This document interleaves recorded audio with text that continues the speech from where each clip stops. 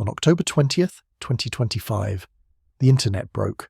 Amazon, Snapchat, Fortnite, banks. Entire networks flickered and fell into silence, all within minutes. And somewhere beyond that silence, a visitor from another star slipped behind the sun.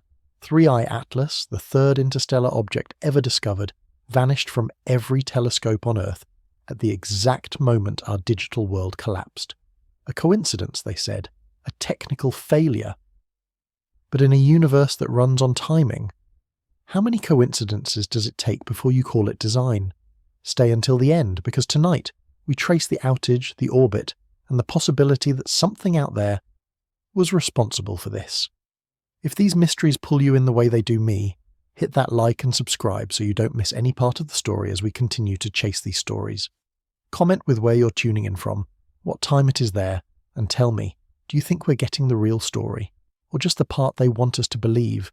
Share this with a friend, a forum, or a group chat that loves asking why, because that's how the signal spreads. And together, we will chase the truth one anomaly at a time. Part 1. Outage. At the moment of conjunction. On the morning of October 20th, 2025, something broke. Not just a few servers or a single application, but a cascade of failures that rippled across the internet like a digital earthquake. Amazon went dark. Snapchat vanished. Fortnite players found themselves staring at error screens. Ring doorbells stopped recording. Venmo transactions froze mid-payment. For millions of people around the world, the internet simply stopped working. The culprit, according to initial reports, was a massive outage in Amazon Web Services, specifically their US East 1 region in Virginia. This wasn't just any server farm having a bad day. US East 1 is one of the most critical hubs of global internet infrastructure, a digital backbone that supports countless services you use every single day without even thinking about it. When it fails, the effects cascade across continents. AWS called it a technical failure, elevated error rates in their DNS and DynamoDB systems. Nothing to see here, move along. But here's where things get interesting, almost impossibly interesting. While engineers scrambled to restore service, and millions of users refreshed their browsers in frustration, something else was happening in space. An object designated 3I Atlas, the third confirmed interstellar visitor to our solar system, was entering solar conjunction. If you're not familiar with that term, let me explain. Solar conjunction is when, from Earth's perspective, the Sun positions itself directly between us and whatever we're trying to observe.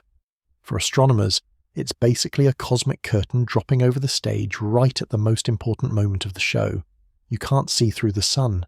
No telescope on Earth can pierce that blazing sphere to observe what's happening on the other side. For all intents and purposes, 3I Atlas was about to become invisible to us, slipping behind our star just as it approached its closest point to the Sun, its moment of highest energy and potential activity. Now, I know what you're thinking. Coincidence, right? Things break all the time. Cloud infrastructure has hiccups. Interstellar objects pass through our solar system on their own schedules. These events have nothing to do with each other. That's probably true. But here's the thing that makes this particular coincidence so unsettling. Previous interstellar visitors, objects like Oumuamua and Comet Borisov, were observable during their closest approach to the Sun.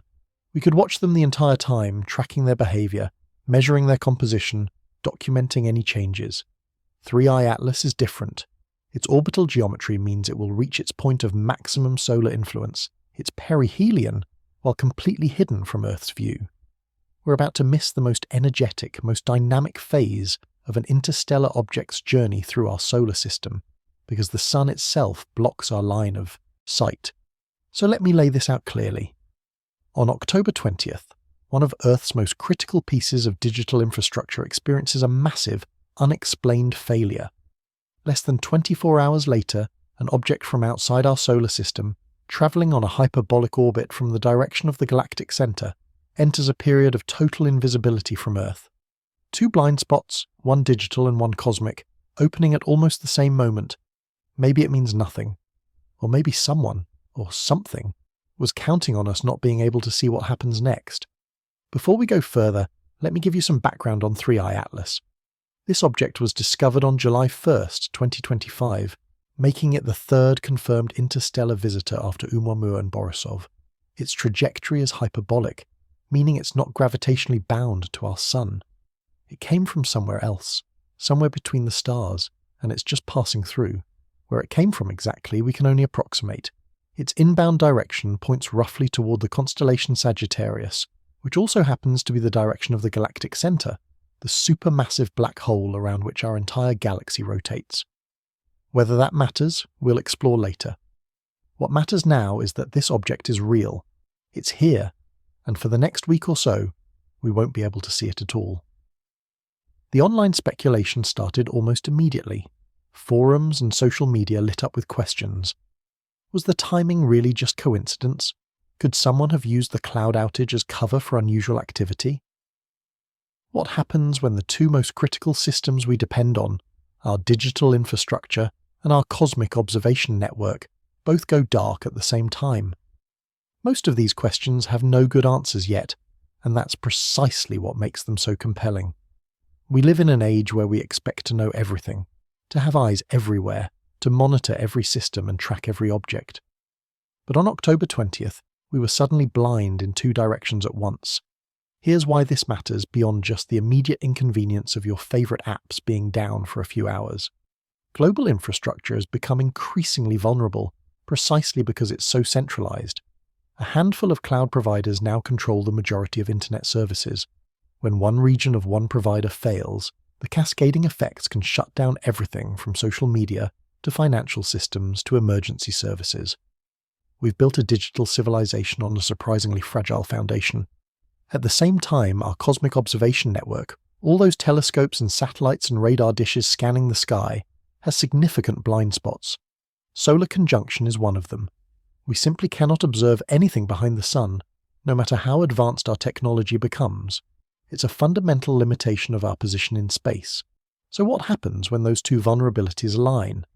What happens in the overlap between technological fragility and observational blindness? That's the question we're going to explore throughout this investigation. We're going to trace the data, examine the patterns, and ask whether this outage was truly just a random technical failure or something more deliberate, more coordinated. And we're going to look at what 3i Atlas might be doing right now, while we can't see it, and what that could mean for our understanding of who's watching us from the darkness between stars. Part 2. Infrastructure under fire. Let's dig into what actually happened on that morning. The AWS outage didn't just flip a single switch and shut everything down at once. It unfolded as a cascade, one failure triggering another, systems falling like dominoes in a carefully balanced network. The timeline starts at approximately 3:11 a.m. Eastern Time, when the first elevated error rates appeared in the US East 1 region. Within minutes, DNS services began failing. For those who don't speak tech, DNS is basically the phone book of the internet. When you type a website address into your browser, DNS translates that human-readable name into the numerical address computers actually use. When DNS fails, the internet doesn't technically stop existing, but you lose the ability to navigate it. Your computer can no longer find anything. DynamoDB went next, a database service that countless applications rely on for storing and retrieving data at massive scale. Then load balancers started showing errors, the systems that distribute incoming traffic across multiple servers to prevent any single machine from being overwhelmed. One by one, the critical components that make modern internet infrastructure work began reporting failures. By the time most people on the East Coast were waking up, major services were already offline. Snapchat couldn't load messages. Fortnite players couldn't connect to game servers. Ring cameras stopped uploading footage. Venmo transactions hung in limbo. Even Amazon's own retail site showed errors for many users. The disruption spread across time zones as people around the world tried to access services and found them unreachable. Thousands of reports flooded monitoring sites like Down Detector. The pattern was clear. This wasn't isolated problems with individual apps. This was infrastructure-level failure at one of the internet's most critical junctions. US East 1 isn't just important because it's large, though it certainly is that. It's important because of where it sits in the topology of global network traffic.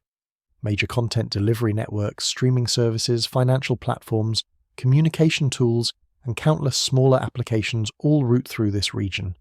When it fails, the effects ripple outward to touch nearly every corner of the digital world. Think of it as a major airport hub going offline. Sure, planes can theoretically fly without it, but the disruption to the entire network of Connections is enormous. How rare are outages of this magnitude? AWS has experienced failures before, certainly. In December 2020, a problem with their Kinesis data streaming service caused widespread disruption. In November 2021, network device issues in US East 1 triggered another wave of outages. In June 2023, power-related problems caused service degradation. But failures that knock out this many high-profile services simultaneously, failures that last for hours and affect users globally, these are genuinely uncommon events. Amazon has built its reputation and its business model on reliability, multiple redundancies, sophisticated monitoring, rapid response teams. When something breaks through all those layers of protection, it suggests either an unusually severe technical problem or something more targeted. This is where the cybersecurity frame becomes relevant. Cloud infrastructure failures don't happen in a vacuum. They reflect vulnerabilities in how we've architected our digital civilization. Supply chain attacks, where malicious code is inserted into legitimate software updates, have become increasingly sophisticated. Configuration errors, where a single mistyped command can cascade into system-wide failure, happen more often than providers like to admit.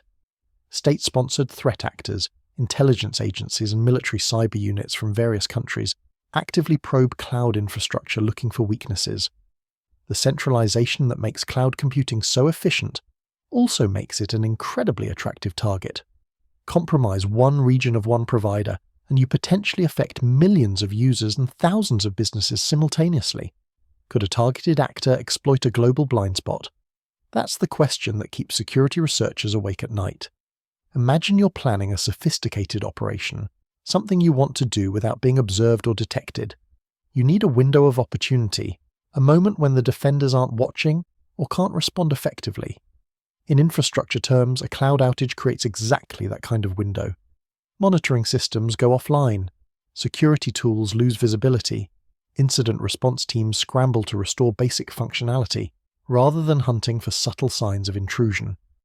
If you wanted to move data, plant malware, or alter systems without triggering alarms, the chaos of a major outage would be an ideal moment to act.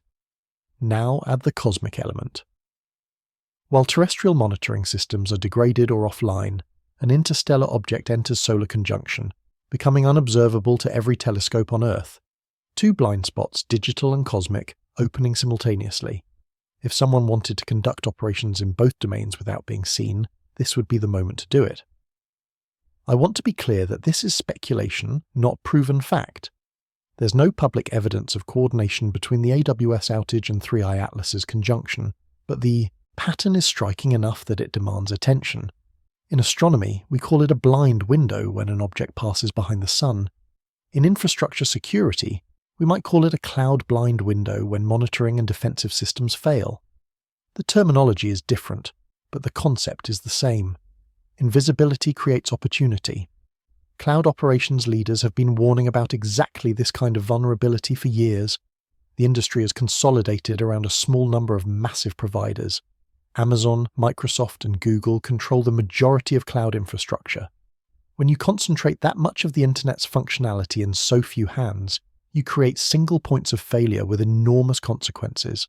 It's not that these companies are incompetent or careless. They employ some of the best engineers in the world and invest billions in security and reliability. But no system is perfect, and the larger and more complex a system becomes, the more potential failure modes exist. Over-centralization makes the entire ecosystem fragile in ways that are difficult to fully anticipate. What if this outage was more than just a failure? What if the timing wasn't coincidental? These questions don't have clear answers yet, but they point to a larger truth about our moment in history. We've become profoundly dependent on systems we don't fully control and often don't fully understand. Most people have no idea what cloud computing actually means, or how much of their digital life depends on servers in specific buildings in specific cities. We trust that the infrastructure will work, that when we open an app it will connect to distant machines and retrieve our data. When that trust is violated, when systems fail at scale, we're reminded of how vulnerable we've made ourselves. The digital world isn't solid ground. It's more like a web suspended in mid-air, strong enough under normal conditions but susceptible to catastrophic collapse if the right strand gets cut. Part 3. 3i Atlas's Blind Passage. While engineers worked to restore cloud services, 3i Atlas continued its journey through the inner solar system, following a trajectory that defies the comfortable patterns we're used to seeing. Most objects that visit our solar system are gravitationally bound to the Sun. Planets, asteroids, comets, all of them follow elliptical orbits that keep them trapped in the Sun's influence, circling endlessly or until some collision knocks them loose. 3i Atlas is different. Its orbit is hyperbolic, a mathematical term that means it's moving too fast to be captured. It came from interstellar space, the vast darkness between stars, and after its brief visit to our solar system, it will return to that darkness, continuing a journey that might span millions or billions of years. We know the basic parameters of its path. Discovery happened on July 1st, 2025, when automated sky surveys detected an object moving against the background stars with unusual velocity. Subsequent observations confirmed the hyperbolic trajectory and the interstellar origin. It's the third such object we've definitively identified, following Oumuamua in 2017 and Comet Borisov in 2019. Each of these visitors has taught us something new about the galaxy beyond our solar system, about the processes that fling objects into the void and the characteristics they develop during their long journeys through space. 3i Atlas promises to continue that education, assuming we can observe it properly. Here are the critical dates. Solar conjunction occurs around October 21st, 2025. That's when the object's position relative to Earth puts the Sun directly in our line of sight, making observation impossible with current technology. Perihelion, the closest approach to the Sun, happens around October 29th, 2025, at approximately 1.36 astronomical units from our star. An astronomical unit, just for reference, is the distance between Earth and the Sun, about 93 million miles.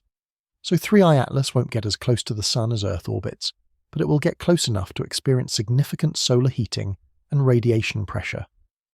For a comet-like object, this is when activity typically intensifies. Ice vaporizes, dust streams away, tails form and brighten. It's the most dynamic and scientifically interesting phase of a comet's passage, and we're going to miss it. That's the fundamental problem with this object's geometry. Previous interstellar visitors were observable during their perihelion passages.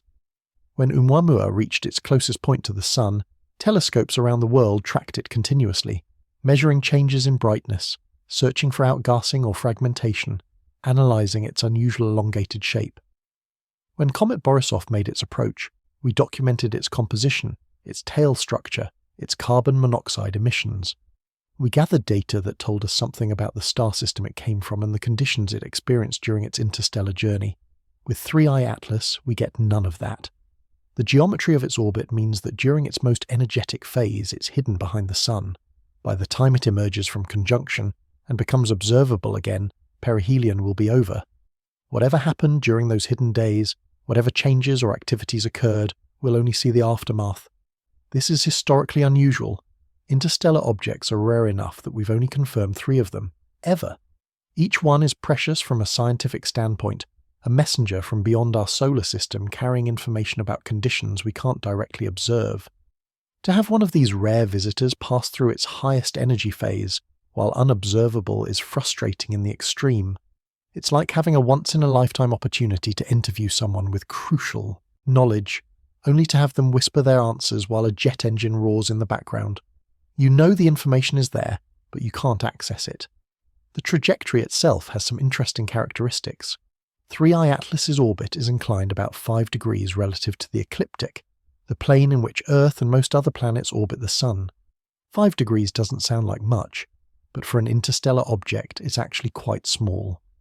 Most comets from the Oort cloud, the distant shell of icy bodies surrounding our solar system, arrive on much more steeply inclined orbits, sometimes nearly perpendicular to the planetary plane. An interstellar object with a relatively low inclination suggests either a particular origin point aligned with our galactic disk, or possibly a trajectory that's been influenced by something other than random dynamics. Again, that could be perfectly natural, but it's worth noting. Scientific stakes are considerable. During the invisibility period, activity is likely to occur. Comets typically develop jets of gas and dust as solar heating vaporizes surface ice. These jets can be asymmetric, creating non-gravitational forces that change the object's trajectory in subtle but measurable ways. Fragmentation is also possible. If structural weaknesses exist in the object, thermal stress from solar heating can cause it to break apart. We've seen this happen with other comets, splitting into multiple pieces that eventually disperse. With 3I Atlas hidden behind the Sun, we could miss the moment of fragmentation entirely, only discovering the event later when multiple objects emerge from conjunction instead of one. There's also the possibility of more exotic activity. Some theories suggest interstellar objects might carry complex organic molecules or even primitive life protected within their icy interiors.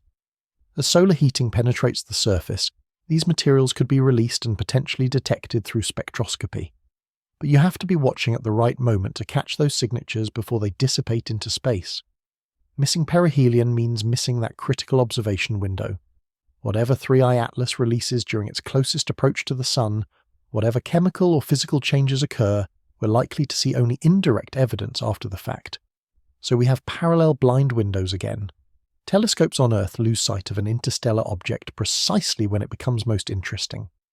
Digital infrastructure fails at nearly the same moment, cutting off services and communications globally.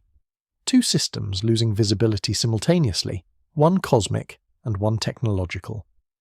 While our telescopes are blind, our digital networks go dark.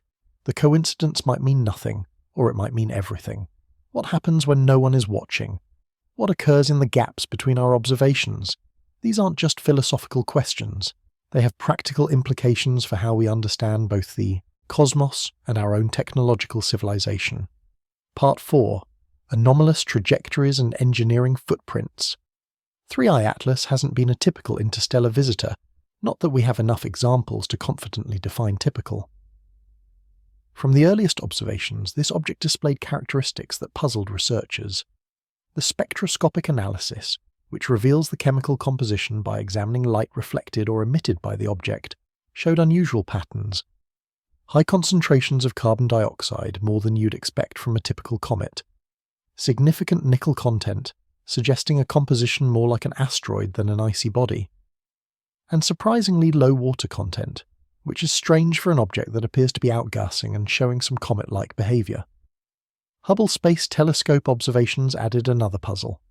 The object showed a forward glow, brightness concentrated ahead of its direction of motion rather than trailing behind like a typical comet tail. Most comets develop tails that stream away from the Sun due to radiation pressure, pushing gas and dust outward. 3I Atlas's forward glow suggests a different mechanism, possibly related to how material is being released from the surface or how that material interacts with the solar wind. It's not something we've never seen before, but it's unusual enough to warrant attention. The lack of a classic tail structure adds to the strangeness. You'd expect an icy body approaching the Sun to develop a visible tail as volatiles vaporize and stream away. 3I Atlas has been more subtle, more ambiguous in its activity. These oddities have prompted speculation, particularly from researchers willing to consider unconventional hypotheses. The pro-engineering view, and I want to emphasize this, is not mainstream scientific consensus, suggests that if 3I Atlas were actually a probe or technological artifact, rather than a natural object, the timing of conjunction and perihelion would be ideal for maneuvers. This brings us to something called the Oberth effect, a fundamental principle of orbital mechanics that applies equally to natural comets and hypothetical spacecraft. The Oberth effect works like this. When you're moving fast and you apply thrust, you gain more kinetic energy than if you apply the same thrust while moving slowly. This seems counterintuitive at first, but it comes from how kinetic energy relates to velocity. Energy increases with the square of velocity, so changes in speed at high velocity translate to larger energy gains. For spacecraft, this means the most efficient place to perform a maneuver is at perihelion, when you're moving fastest relative to the Sun. A burn that changes your velocity by, say, 1 km per second at perihelion has a much larger effect on your total orbital energy than the same burn performed farther from the Sun where you're moving more slowly.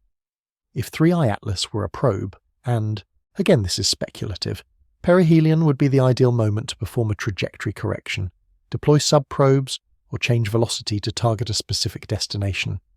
The conjunction timing means such maneuvers would be unobservable from Earth. You could alter your course, release payloads, or execute complex operations while the Sun blocks all terrestrial observation. By the time the object emerges from behind the sun and becomes visible again, the maneuver would be complete and the new trajectory established. There's a cybersecurity analogy here that's almost too perfect. In network defense, attackers often wait for maintenance windows or known periods of degraded monitoring to make their moves. If you know the defenders will be blind or distracted at a specific time, that's when you strike. The intrusion happens during the blind window.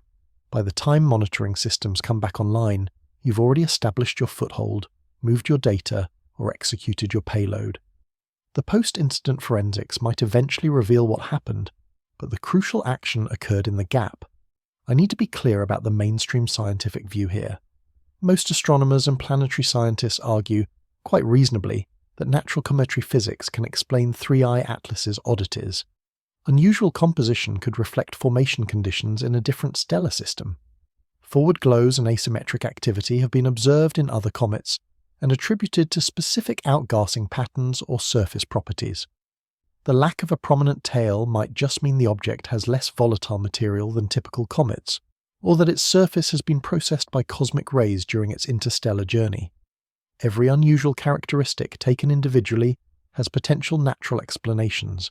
It's only when you stack them together and add the timing of conjunction that the pattern starts to seem less random. The directionality also deserves attention. Three-Eye Atlas arrived from the general direction of Sagittarius, toward the galactic center. That's not unprecedented, objects can come from any direction, but it does place this visitor along a corridor that we'll discuss more later. If interstellar space isn't entirely random, if there are preferential paths or gravitational structures that channel objects along certain routes, then an object arriving from the direction of the galactic core might be following one of those paths. Whether that path is purely natural or might be utilized by something artificial is an open question. Tying this back to the infrastructure outage, we see the same pattern. Hidden movement during a blind window plus system vulnerability equals opportunity for undetected action. In the cosmic case, an object with unusual properties enters solar conjunction at its moment of highest energy, potentially masking any maneuvers or releases. In the digital case, critical infrastructure fails at a moment when global attention is already divided, potentially masking data exfiltration or system compromise. The parallel is striking even if the connection is unproven. What would constitute evidence of artificiality? This is where scientists appropriately urge caution. Claims of alien technology require extraordinary evidence. A trajectory change that can't be explained by outgassing or natural forces would be significant. Fragment releases that show geometric patterns or coordinated timing would be noteworthy. Post-conjunction analysis revealing manufactured materials or structures would be definitive. But absent such evidence, the scientific consensus leans toward natural explanations, unusual perhaps, but not impossible. The pro-engineering view remains speculative, interesting for thought experiments but not yet supported by hard data. Still, the timing and the geometry make this particular interstellar visitor a focus of more attention than it might otherwise receive. Part 5. The Spectacle and the Distraction. While Three-Eye Atlas slipped into invisibility behind the sun and internet infrastructure burned through its crisis, something else was happening in Earth's sky. A show, a spectacle, the kind of celestial display that draws people outside to look up and marvel. Two bright comets graced the night sky in mid-October 2025, both visible to the naked eye under decent conditions, both generating excitement among amateur astronomers and casual sky watchers alike. Comet Lemon and Comet Swan, unrelated to each other, and unrelated to Three-Eye Atlas, but present in our sky at the same time, providing a visual feast while the interstellar visitor hid behind our star. Comet Lemon, officially designated C2025-6, was discovered on January 3, 2025. Its inbound path brought it into the inner solar system on a trajectory that made it increasingly visible through the spring and summer. By October 20th, it had brightened to approximately magnitude 4, which means under dark skies away from city lights, you could see it without binoculars or telescopes. It appeared in the northwestern sky after sunset, showing a greenish hue characteristic of comets with significant carbon compounds. The greenish colour comes from diatomic carbon molecules fluorescing in sunlight, a beautiful natural chemistry that gives some comets their distinctive appearance. Comet Swan, designated C2025-R2, was discovered much more recently, on September 11th, 2025. Its trajectory placed it low in the southwestern sky during evening observations, visible from southern latitudes and lower southern hemisphere locations.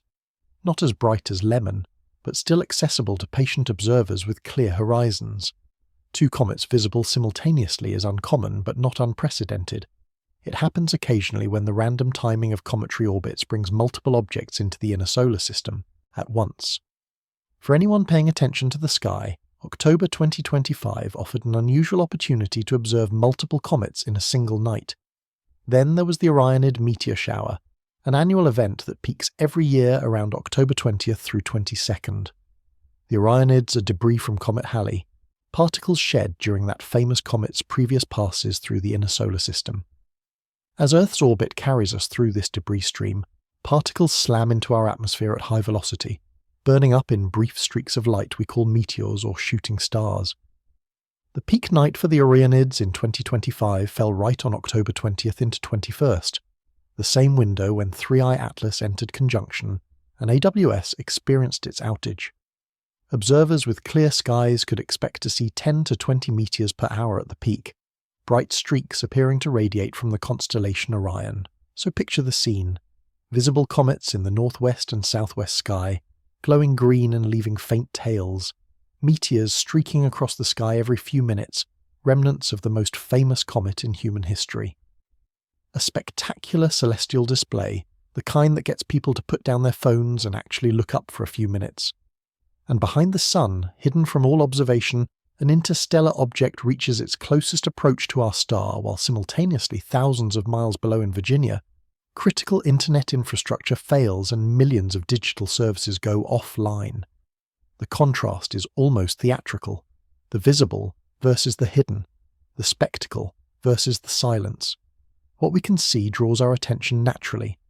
Bright comets and meteors are immediately accessible, beautiful, worthy of photography and social media posts.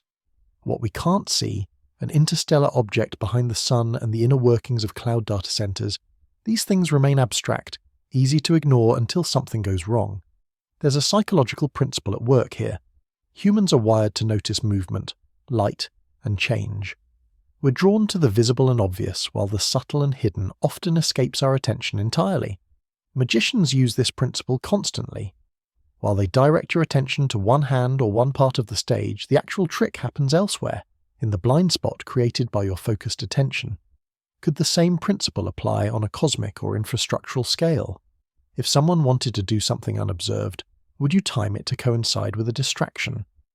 The visible spectacle of comets and meteors keeps casual observers looking up at the accessible sky, while the important action happens behind the solar curtain.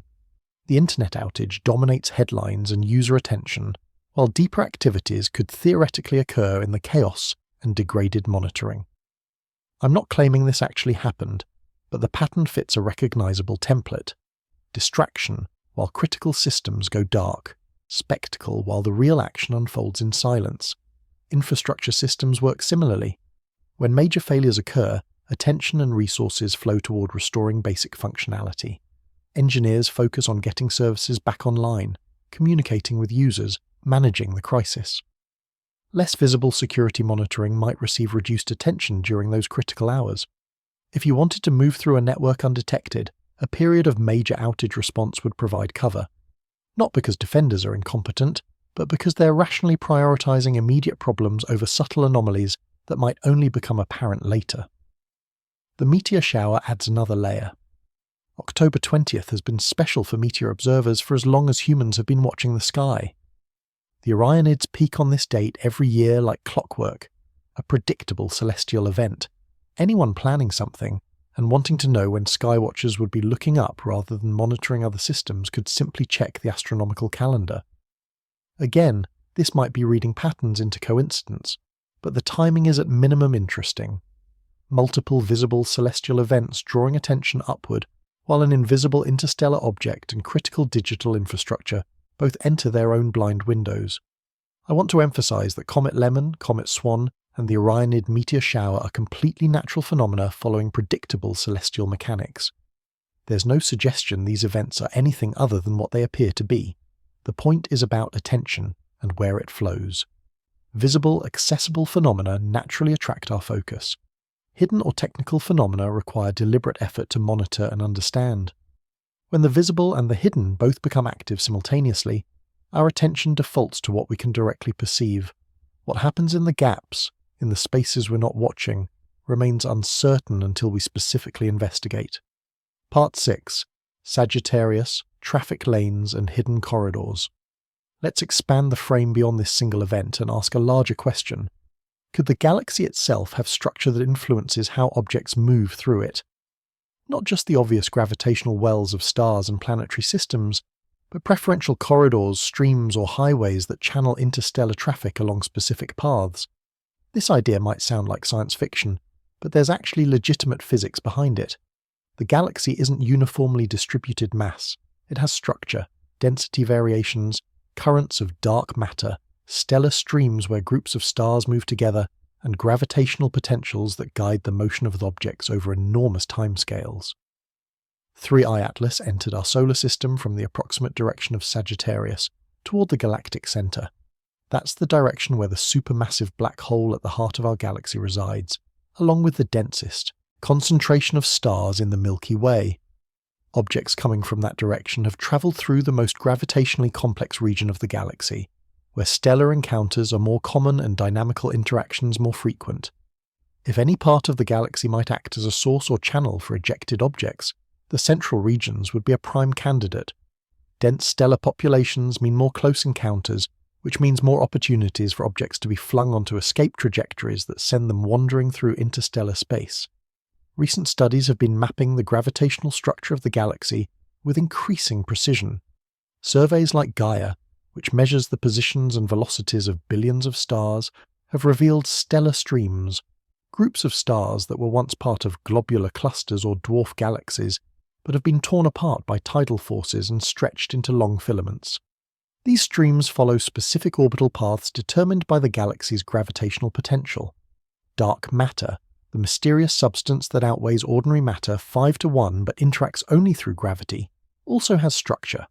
Simulations show that dark matter forms halos, filaments, and voids, creating a gravitational scaffolding that influences how everything else moves. Could interstellar objects follow similar paths? Think about how information moves on Earth. The internet isn't a uniform mesh where every point connects equally to every other point. It has backbone routes, major fiber optic cables, and exchange points where traffic concentrates. Data flows along these highways because they're the most efficient paths, the places where infrastructure is densest and bandwidth highest. Similarly, ocean shipping doesn't scatter randomly across every square mile of ocean. Ships follow established routes optimized for distance, currents, and port locations. Even air traffic has structured corridors, jet streams, and approach paths rather than aircraft, wandering arbitrarily through three-dimensional space. The galaxy might work similarly on much larger scales. If interstellar objects are frequently ejected from the central regions due to stellar encounters, and if the galaxy's gravitational structure channels them along certain paths as they disperse outward, then you might expect to see an overrepresentation of objects arriving from specific directions. 3I Atlas coming from Sagittarius could be following one of these corridors, a gravitational highway that funnels objects from the core regions outward through the galactic disk. Other interstellar visitors arriving in the future might show similar directional clustering if this hypothesis is correct. Of course, we have to be careful about selection bias. We've only identified 3 confirmed interstellar objects ever. That's an absurdly small sample size from which to draw any conclusions about galactic structure or preferential directions. Oumuamua came from the direction of Lyra. Borisov came from a direction roughly toward Perseus. 3I Atlas from Sagittarius. 3 data points don't make a pattern, at least not one you can confidently generalize. It's entirely possible that interstellar objects arrive from random directions, and we're just seeing the first few examples of what will eventually reveal itself as a uniform distribution. The apparent Sagittarius connection might mean nothing more than we happen to discover this particular object first, among many that could come from anywhere. But let's consider the implications if there actually are preferential corridors. For searches for interstellar visitors, this would be valuable information. Rather than scanning the entire sky with equal priority, you could focus on regions where objects are more likely to appear. Resources are always limited. Telescope time is precious. Survey programs have to make choices about where to point and how long to look. If certain directions are genuinely more productive for finding interstellar objects, that's information worth having. It would change how we design detection programs and allocate observation time. There's also the question of what uses these corridors. Natural comets and asteroids certainly, objects ejected by stellar encounters or planetary interactions and sent wandering through the galaxy. But if a corridor exists, anything travelling through interstellar space would find the same route advantageous. The concept applies regardless of whether we're talking about rocks or probes. A gravitational highway is just geometry and physics. It doesn't care what's using it. So if an advanced civilization wanted to send objects through the galaxy, they might naturally utilize the same corridors that natural objects follow, either intentionally or simply, because those paths are the most efficient. Now, connecting this to the AWS outage might seem like a stretch. What does galactic structure have to do with cloud infrastructure? The connection is more conceptual than direct. Just as the galaxy might have corridors that concentrate traffic, our digital infrastructure has hubs that concentrate data flow.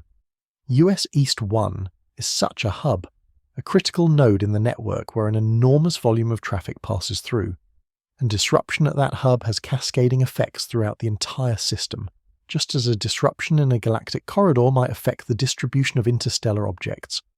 Both systems, cosmic and digital, demonstrate how centralization creates vulnerability. When traffic concentrates along specific paths or through specific nodes, those locations become critical points of failure. Take one out, and the entire network feels the impact. The parallel extends to visibility and monitoring. In our galaxy, we can only observe objects when they pass through regions where our telescopes have clear lines of sight. Most of interstellar space is effectively invisible to us. We detect objects when they enter our solar system, but their journeys through the galaxy before arrival remain largely mysterious. Similarly, in digital infrastructure, we can monitor the nodes and connections we control, but vast portions of the network remain opaque to any single observer. Data passes through systems owned by different entities, crosses international boundaries, flows through infrastructure we can't directly inspect. We see what enters and exits our domain, but the full path remains partially hidden. If someone or something wanted to move through either system undetected, understanding the corridors and their blind spots would be essential. In the galactic case, timing your arrival to coincide with solar conjunction masks your passage through the most observable phase.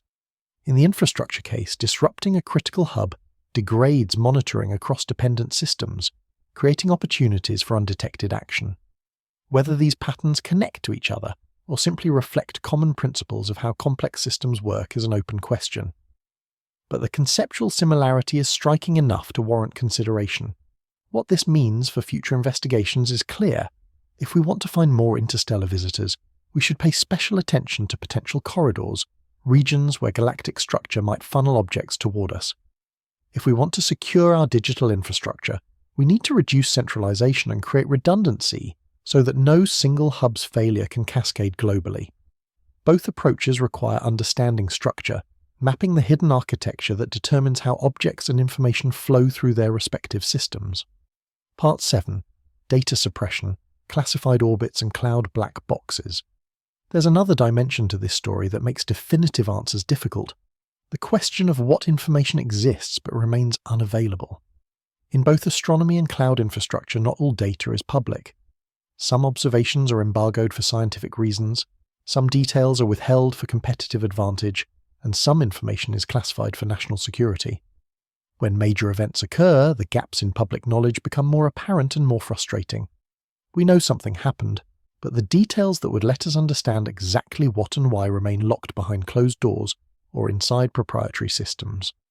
For 3i Atlas, observers have noted delays in releasing certain orbital refinements and spectroscopic data. This isn't necessarily sinister. Astronomy operates on a publication model where researchers who discover something or make observations typically get first rights to analyze and publish their findings before data becomes public. Embargoes protect the scientific process, ensuring that people who do the work get credit for their discoveries rather than having their results scooped by others using their data. Delays of weeks or months are normal and expected. What raises eyebrows is when delays extend beyond typical timeframes, when specific data types remain unavailable, or when the reasoning for withholding information seems unclear. Some precedents exist in recent astronomy. When the James Webb Space Telescope began observing exoplanet atmospheres, certain spectra were subject to extended embargoes while teams verified their analysis methods and prepared publications. This Psyche mission to a metal-rich asteroid has experienced data release delays as scientists work through complex measurements. These examples show that data suppression, if we want to call it that, happens for legitimate scientific reasons, but they also show that information can be restricted in ways that limit public understanding and independent verification. When something as unusual as an interstellar object enters solar conjunction at its moment of highest activity, any delays in data release naturally fuel speculation about what might be hidden. In the case of 3I Atlas, the conjunction itself creates a literal information gap. For the period when the object is behind the Sun, there's simply no data to release, because no observations are possible from Earth. Space-based telescopes in different orbits might theoretically maintain some visibility, depending on their positions, but most of our observation infrastructure is Earth-based, or orbits close to Earth, meaning it shares our blind spot. When the object emerges from conjunction, observers will collect new data, but what happened during the invisible period will remain unknown unless indirect evidence reveals it. Post-conjunction trajectory analysis might show changes that imply what forces acted during invisibility, but direct observation of the crucial perihelion phase is impossible. The cloud infrastructure equivalent is equally opaque. When AWS experiences a major outage, their public statements typically provide high-level explanations. Technical failure in specific services, elevated error rates, resolution timelines. What they don't provide, understandably from a competitive and security perspective, are detailed forensic logs that would let outsiders fully reconstruct what happened. Root cause analyses are conducted internally. If vulnerabilities were exploited, that information is not publicly disclosed. If the outage cascaded from a specific misconfiguration or code bug, the details remain proprietary. Users and dependent businesses get enough information to understand the impact and timeline, but the deep technical details stay inside Amazon's systems. This creates what we might call a black box problem. We can observe inputs and outputs, but the internal mechanisms remain hidden. For 3I Atlas, we can observe its trajectory before conjunction and after, but not during. For AWS, we can see that services went down and later came back up, but not exactly what failed internally or whether any malicious activity occurred during the chaos. In both cases, the entities with the most information, observatories and cloud providers respectively, have legitimate reasons to control how and when they release details. But that control limits public understanding and makes it difficult to distinguish between normal operational opacity and deliberate information suppression. National security adds another layer. If an interstellar object showed characteristics suggesting artificial origin, would that information be immediately released, or would it be classified while governments determined how to respond? If cloud infrastructure were compromised by a state-sponsored attack, would the full details be disclosed, or would certain aspects be withheld to avoid revealing defensive capabilities or intelligence sources? These aren't hypothetical questions. Information has been classified for less. The boundary between public science and national security is fuzzy when topics touch on potential threats or advanced technology. The risk of this opacity is that it fuels speculation and mistrust. When people know something happened but can't get clear answers about what or why, they fill the gaps with theories, some more plausible than others. The lack of transparency becomes evidence of conspiracy in some minds, even when the actual reasons for withholding information are mundane. This is a genuine dilemma. Complete transparency could reveal vulnerabilities or compromise competitive advantages. But excessive secrecy breeds suspicion and makes it harder to build public trust. In astronomy, the trend has been toward more openness. Citizen science projects allow amateurs to participate in discovery. Data from major surveys increasingly becomes public after reasonable embargo periods. Independent observers can verify published results and conduct their own analyses. This openness strengthens science by enabling broader participation and independent checking. But gaps remain, particularly for observations requiring specialized equipment or for objects that become invisible during critical phases. 3I Atlas's blind passage is a natural gap, not one created by policy, but it has similar effects. We're simply unable to observe during the most interesting period, and no amount of transparency can fix that fundamental limitation.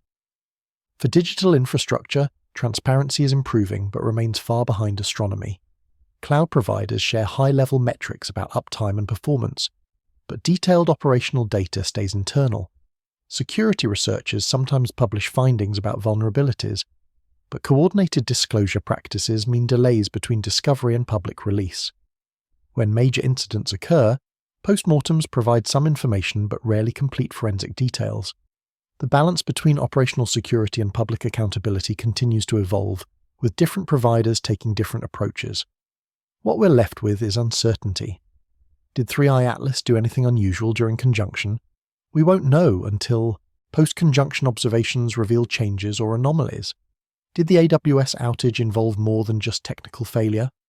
We likely won't ever know unless someone with access to internal logs decides to share information publicly. The gaps in our knowledge aren't necessarily evidence of conspiracy or suppression, but they do create space for speculation that's difficult to definitively counter without access to the missing information.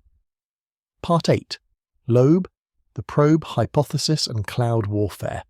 If you've been following discussions about interstellar objects at all over the past few years, you've almost certainly encountered the name Avi Loeb.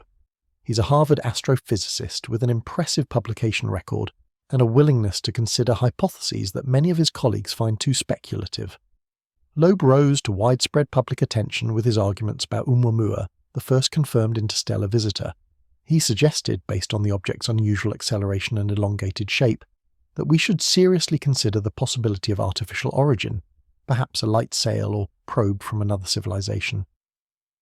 The scientific community largely rejected this interpretation, favouring natural explanations like outgassing or unusual composition, but Loeb's arguments captured public imagination and sparked necessary discussions about how we would recognise artificial objects if they visited our solar system. With 3i Atlas, Loeb has again raised the probe hypothesis. He points to the timing of solar conjunction coinciding with perihelion, the unusual chemistry with high carbon dioxide and nickel content, the forward glow observed by Hubble, and the object's trajectory from the direction of Sagittarius. Taken together, Loeb argues these characteristics warrant serious consideration that 3i Atlas might be something other than a natural comet. His position isn't that it definitely is artificial, but that we should keep that possibility open and look for evidence that would confirm or rule out the hypothesis. In his view, dismissing the probe hypothesis out of hand is unscientific, a form of bias that prevents us from discovering something potentially revolutionary. The probe hypothesis, in its most developed form, goes something like this. An advanced civilization sends exploratory probes through the galaxy, possibly millions of them over long time periods. These probes might be disguised as natural objects to avoid detection, or they might simply resemble comets because both are small icy bodies travelling through space. A probe approaching a star system would want to gather maximum information during its passage. The perihelion window, when the probe is closest to the star and moving fastest, would be ideal for performing manoeuvres, deploying sub-probes to study planets, or conducting observations requiring proximity. If the probe's trajectory naturally places it behind the Sun during perihelion from the perspective of the system's inhabited planet, that's actually advantageous. It can conduct its activities without being directly observed by the civilization it's studying. The parallels to cyber warfare and intelligence operations are obvious enough that Loeb and others have drawn them explicitly. In digital conflict, advanced persistent threat actors often operate by establishing presence in a network and then waiting for optimal moments to act. They might sit dormant for months or years, gathering information and mapping systems, before executing their primary objectives during windows of reduced monitoring or heightened chaos. A major infrastructure outage creates exactly that kind of opportunity. Defenders are focused on restoration rather than detection. Monitoring systems are degraded. The noise of the crisis masks subtler anomalies that might otherwise trigger alerts. If you were designing an interstellar probe and wanted to study a solar system with an emerging technological civilization, you'd face similar operational considerations. How do you gather information without revealing your presence? How do you conduct activities without triggering defensive responses? Timing your most active phase to coincide with natural blind spots makes strategic sense. The civilization you're studying loses direct observation capability precisely when you need to maneuver or deploy assets. By the time they can see you again, your activities are complete and your new trajectory is established. Critics of Loeb's approach, and there are many in the astronomical community, argue that he's engaging in speculation beyond what the evidence supports. Natural explanations for 3I Atlas's characteristics exist and should be preferred until proven insufficient. Unusual chemistry can result from formation conditions in different stellar systems. Forward glows occur in natural comets through well-understood mechanisms. The timing of conjunction with perihelion is determined by orbital mechanics, not intelligence. Suggesting alien probes based on ambiguous data risks sensationalizing science and misleading the public about what we actually know versus what we're guessing. These critiques have merit. The history of astronomy is full of examples where unusual observations initially seemed to suggest exotic explanations, but ultimately yielded to more mundane interpretations. Pulsars, when first discovered, were briefly called LGM for little green men because their precisely timed radio pulses seemed too regular to be natural. They turned out to be rapidly rotating neutron stars, exotic certainly but not artificial. Fast radio bursts, mysterious millisecond flashes from deep space, sparked speculation about alien signals but now appear to be natural astrophysical phenomena, possibly from magnetars. The default assumption in science is natural causes, with artificial or exotic explanations requiring extraordinary evidence. But Loeb's counter-argument is also worth considering. If we automatically default to natural explanations and never seriously investigate artificial possibilities, we might miss the most important discovery in human history. The first genuine detection of alien technology won't announce itself with obviously artificial signatures. It will probably be ambiguous, showing characteristics that could be natural but might not be. If we always choose the natural interpretation without rigorous investigation of alternatives, we'll never find artificial objects even if they're visiting regularly. His advocacy isn't for accepting the probe hypothesis on current evidence, but for taking it seriously enough to look for confirming or disconfirming evidence rigorously. The media and public perception angle matters here. When a prominent Harvard scientist suggests an interstellar object might be alien technology, that's a story that generates attention and clicks. News coverage amplifies the speculation, often without proportionally amplifying the scientific skepticism. This creates a feedback loop where the probe hypothesis gets more public awareness than its evidential support warrants. Some scientists worry this damages public understanding of how science works and what standards of evidence mean. Others argue that engaging public interest in space exploration and the search for life is valuable even if specific claims don't pan out. Tying this back to the AWS outage, the parallel questions become clear. Just as Loeb questions whether we should accept the natural object explanation for 3I Atlas without deeper investigation, we might question whether we should accept the technical failure explanation for the cloud disruption without deeper investigation. Was it really just elevated error rates and configuration issues, or could there have been a deliberate component, an attack or sabotage that exploited the infrastructure at a moment of reduced visibility? The timing coincidence doesn't prove connection, but it raises the question of whether we're looking hard enough for non-obvious explanations. Loeb co-founded the Galileo Project, an initiative aimed at systematically searching for potential technosignatures, including unusual objects passing through our solar system. The project deploys telescopes specifically designed to detect and track objects that might have artificial characteristics, looking for things that don't fit natural patterns. Whether 3I Atlas warrants that level of scrutiny depends on who you ask.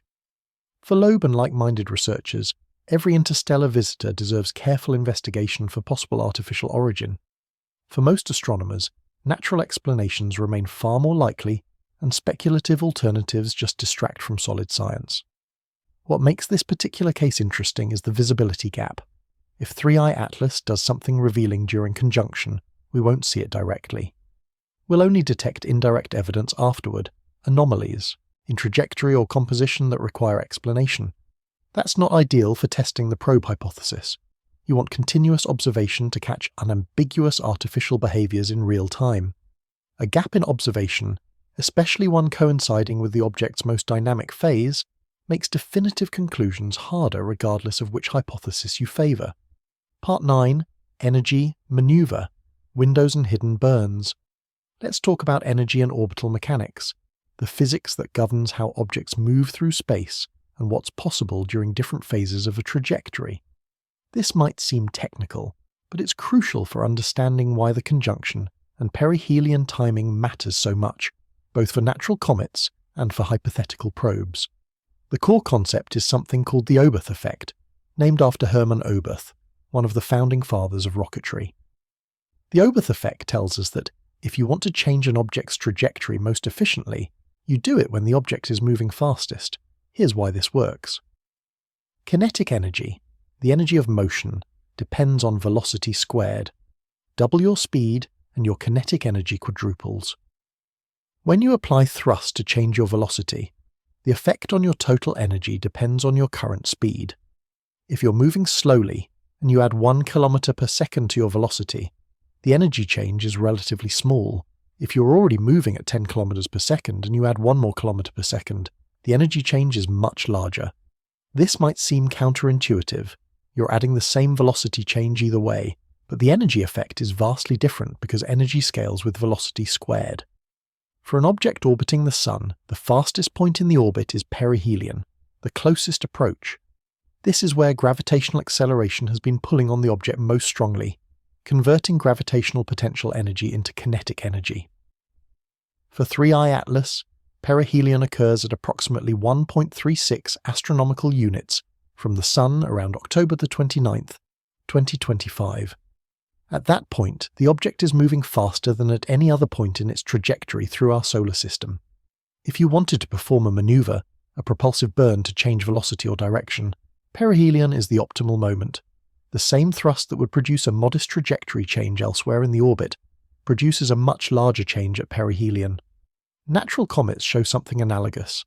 As they approach the Sun, solar heating vaporizes ice on the surface, creating jets of gas and dust. These jets act like natural rocket engines, applying force to the comet. If the jets are asymmetric, coming more from one side than the other, they create non-gravitational acceleration that changes the comet's trajectory. This happens naturally, no intelligence required, but the effect is largest near perihelion when solar heating is strongest and the comet is moving fastest. Astronomers observe these non-gravitational accelerations regularly in comets. They're one reason why predicting comet trajectories precisely requires careful observation. The gravitational forces alone don't tell the whole story. You need to account for the thrust from outgassing. An artificial burn, a deliberate maneuver by a probe, would produce similar trajectory changes but potentially with different signatures. A natural jet is driven by solar heating, so its strength correlates with distance from the Sun and the comet's rotation state. It tends to be somewhat random in direction, depending on where ice deposits exist on the surface. An artificial burn could be precisely timed and directed, executing a specific trajectory correction with calculated efficiency. Distinguishing between natural and artificial would require careful measurement of the acceleration's direction, magnitude, and timing relative to solar distance and other factors. The problem with 3I Atlas is that its perihelion maneuver window, if any maneuver occurs, happens behind the Sun from Earth's perspective. We can't watch it happen in real time. The before and after states will be observable, the trajectory as the object enters conjunction, and the trajectory as it emerges. If those don't match within the uncertainties of natural outgassing, if the change is too large or in an unexpected direction, that would be evidence of something unusual. But subtle maneuvers, ones that could be explained as plausibly natural or possibly artificial, might be impossible to definitively categorize without direct observation of the event itself. Fragmentation is another possibility to watch for. If thermal stress or rotational forces cause 3I Atlas to break apart during perihelion, multiple objects will emerge from conjunction instead of one. This happens with natural comets. Comet Shoemaker-Levy 9 famously broke into more than 20 fragments before colliding with Jupiter. Comet Ison disintegrated during its 2013 perihelion passage. If 3I Atlas fragments, that's strong evidence for natural processes. Structural failure from thermal stress is hard to fake and serves little purpose for a hypothetical probe. But controlled deployment of subprobes would also appear as multiple objects emerging from conjunction. Distinguishing fragmentation from deployment requires analyzing the trajectories and characteristics of the resulting pieces. Post-conjunction observations will look for several signatures. First, has the trajectory changed more than natural outgassing can explain? Second, Are there multiple objects where one entered conjunction? Third, has the brightness or spectroscopic signature changed in ways suggesting surface alterations or material release? Fourth, are there unusual emissions or signals that weren't present before conjunction? Each of these observations provides information about what happened during the invisible, period. But interpretation won't necessarily be straightforward. Natural processes can produce a wide range of behaviors, and without direct observation, ruling out natural explanations definitively is challenging. The cybersecurity analogy continues to hold. In network defense, attackers often strike during maintenance windows or scheduled downtime when monitoring is reduced. System updates, database migrations, infrastructure changes. These create opportunities for malicious actors to move through networks with reduced risk of detection. By the time normal monitoring resumes and security teams review logs, the attacker has already accomplished their objective. The evidence exists in retrospect, but the real-time opportunity to intervene has passed. Post-incident forensics can reconstruct what happened, but prevention requires observing the attack as it occurs. For 3i Atlas, we're in a similar situation. The crucial period happens during reduced observation. Post-conjunction analysis will tell us something, but we've missed the real-time observation that would provide the clearest evidence of what actually occurred. If something artificial is happening, the timing is near perfect. If everything is natural, we've unfortunately lost observation of the most scientifically interesting phase due to unavoidable geometric alignment. Infrastructure parallels extend to the AWS outage as well. During the crisis, as services failed and systems went offline, was anything else happening in the chaos? Did threat actors use the degraded monitoring as cover for intrusion or data exfiltration? Post-outage analysis might reveal anomalies, traffic patterns that don't make sense, data transfers that shouldn't have occurred. But real-time detection during the crisis would have been difficult even for sophisticated security operations. The noise and confusion of a major outage masks subtler signals that might otherwise trigger alerts. What we're left with is strategic ambiguity, a situation where multiple interpretations remain possible even after observation. For 3i Atlas, natural comet behavior versus probe activity might both be consistent with post-conjunction measurements. For the AWS outage, pure technical failure versus opportunistic attack might both fit the available evidence. Without complete information, without observation during the critical windows, definitive conclusions become difficult. This ambiguity isn't comfortable, but it's the reality of observing complex systems with inherent limitations in coverage and visibility. Part 10. Coincidence or choreography. Let me lay out the timeline again so we can see the pieces together. October 20th, 2025, early morning Eastern Time, AWS US East 1 region, experiences major outage, disrupting services globally. October 21st, 2025, 3i Atlas enters solar conjunction, becoming invisible to Earth-based. Observation. October the 29th, 2025, 3i Atlas reaches perihelion behind the Sun at its point of maximum solar interaction and fastest velocity. The object arrives from the direction of Sagittarius, toward the galactic center. Its composition shows unusual chemistry. Its trajectory includes a relatively small inclination to the ecliptic. Multiple bright comets and a meteor shower peak around the same dates, creating visible celestial spectacle. Individually, each of these events happens. Cloud infrastructure occasionally fails at large scale despite redundancies. Interstellar objects visit our solar system on their own schedules determined by galactic dynamics. Solar conjunction is predictable from orbital mechanics. Comets and meteor showers occur naturally. Nothing about any single element is impossible, or even particularly unlikely over long enough timeframes. The question is whether their simultaneous occurrence is coincidence, or indicates some form of choreography, either by human actors exploiting the timing, or by something stranger coordinating across multiple domains. Let's think about probabilities qualitatively since we don't have enough data for rigorous statistical analysis.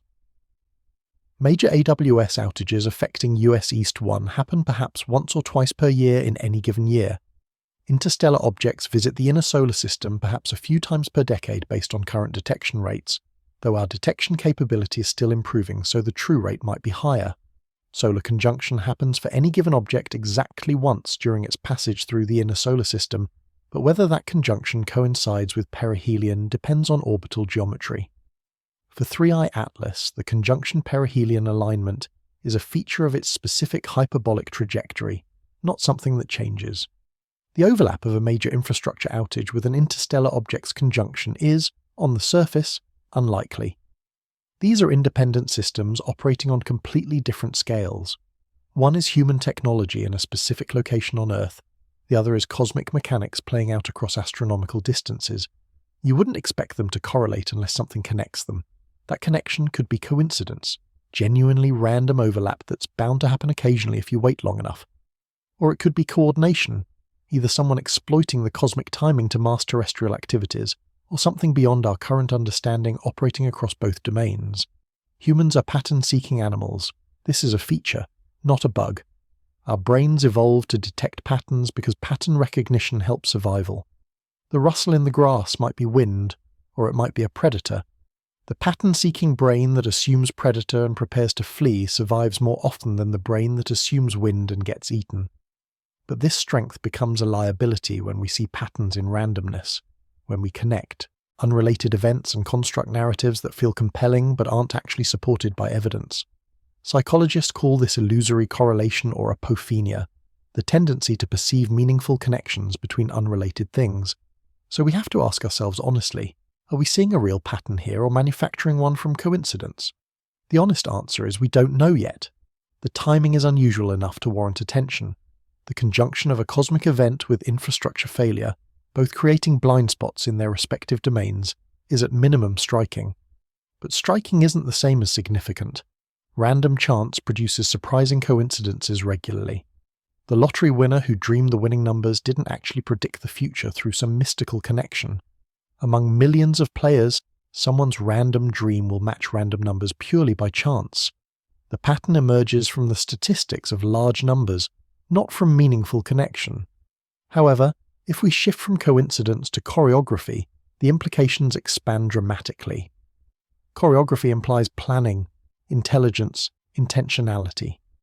If human actors exploited the 3i Atlas conjunction timing to mask infrastructure attacks, that suggests a level of sophistication and coordination between astronomical awareness and cyber operations.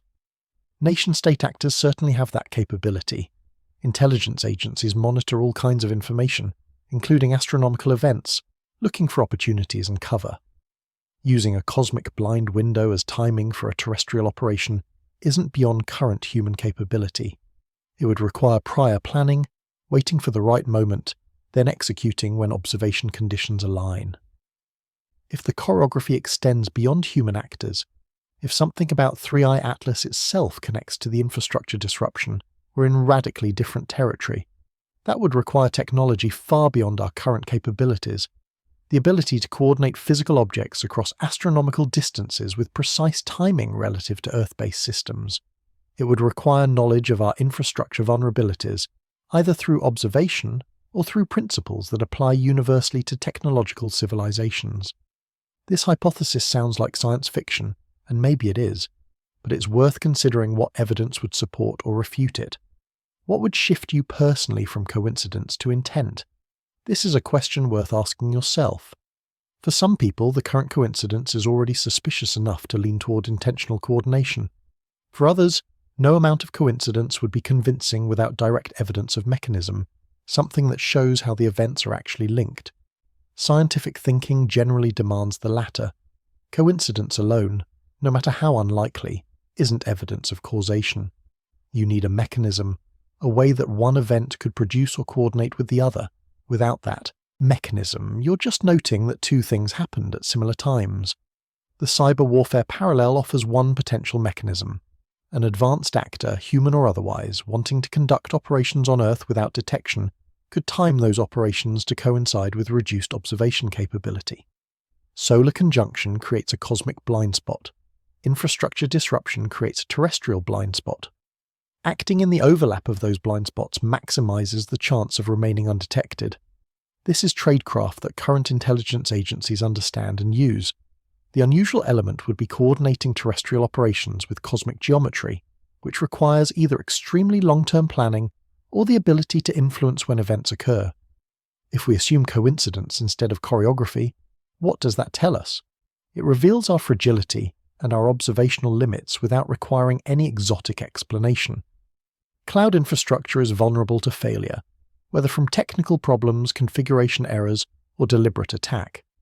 Our cosmic observation capabilities have fundamental blind spots determined by our position in space and the placement of the Sun.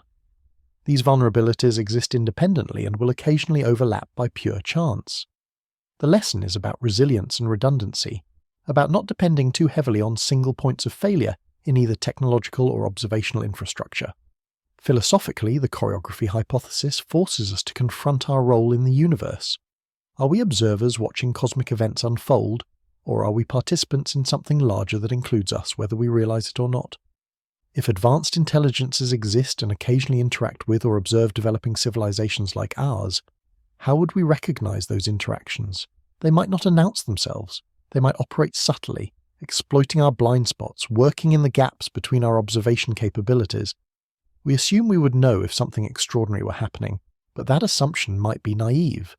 Subtlety and misdirection are exactly what you'd expect from advanced intelligence operating on its own timeline and agenda. The question isn't necessarily answerable with current evidence. We need post-conjunction observations of 3i Atlas to see if anything unusual occurred. We need deeper forensics on the AWS outage to determine if technical failure fully explains the event. We need to watch for patterns in future incidents, whether similar coincidences occur or whether this was genuinely a one-time random overlap. Science advances through observation and testing, not through speculation alone. But speculation serves a purpose. It identifies possibilities worth investigating, questions worth asking, observations worth making carefully. Part 11. Quantum Communication Breakthroughs. While all of this was unfolding, another development in October 2025 deserves attention, not because it directly connects to 3i Atlas or the AWS outage, but because it illustrates a broader theme running through our story. The theme of invisibility, of communication and movement happening in ways that evade traditional detection.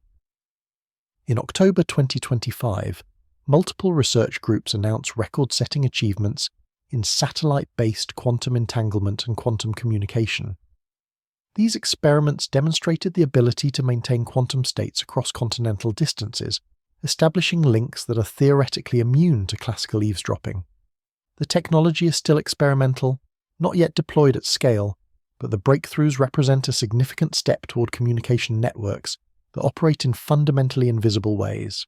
Let me explain what quantum entanglement means and why it matters for communication. In quantum mechanics, particles can be entangled, linked in such a way that measuring one instantly affects the state of the other, regardless of the distance between them. This isn't communication in the traditional sense. You can't use entanglement to send information faster than light, but you can use it to establish secure communication channels. When two parties share entangled particles, they can use measurements of those particles to generate encryption keys that are provably secure. Any attempt to intercept or measure the quantum states destroys the entanglement, immediately revealing the presence of an eavesdropper. Traditional communication, everything from ancient signal fires to modern fiber optics, works by encoding information in some physical carrier and transmitting that carrier from sender to receiver. Light pulses in fiber, radio waves through air, electrons through copper wire. An eavesdropper with access to the transmission medium can intercept the signal without the communicating parties knowing. Encryption makes the intercepted data useless without the key, but the act of interception itself remains invisible. Quantum communication changes this. The quantum states used to establish the encryption key cannot be copied or intercepted without detection. The physics itself provides security, not just mathematical complexity. The October 2025 breakthroughs demonstrated that this technology can work over satellite links spanning thousands of kilometers. Previous experiments had shown quantum entanglement over shorter distances or in controlled laboratory settings. Scaling up to continental distances through atmospheric turbulence and across moving satellite platforms represents a major engineering achievement. The researchers involved describe it as a crucial step toward a future quantum internet, a communication network where privacy is guaranteed by physics rather than just cryptographic algorithms. Why does this matter for our larger story? Because it represents another domain where critical activities can become invisible to classical observation. Just as 3i Atlas hides behind the Sun during conjunction, invisible to our telescopes, Quantum communication channels hide from classical interception by operating through mechanisms that resist measurement. An advanced civilization with mature quantum communication technology could coordinate across vast distances without producing signals detectable to civilization still using classical electromagnetic transmission. We're just beginning to develop these capabilities ourselves, barely achieving reliable entanglement over satellite distances. A civilization even a few centuries more advanced might have perfected technologies that are completely invisible to our current detection methods. This connects to the broader question of what we're not seeing.